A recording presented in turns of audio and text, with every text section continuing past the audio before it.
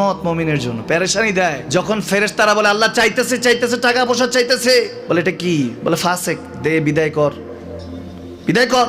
তার চাওয়া চেয়ে বিরক্ত লাগে, বিদায় কর, কি লাগে দে, আল্লাহ 10 কোটি দিয়েছে, 100 কোটি দে, বিদায় কর।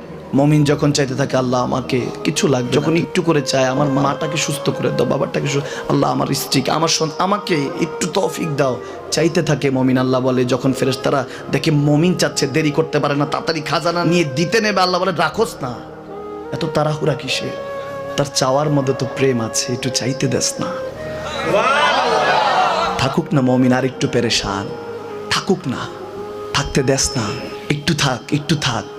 পেরেশানিতে রেখে আল্লাহ মজা নেয়, মহব্বত নেয়, মুমিনের অন্তর থেকে খুশবু নেয়।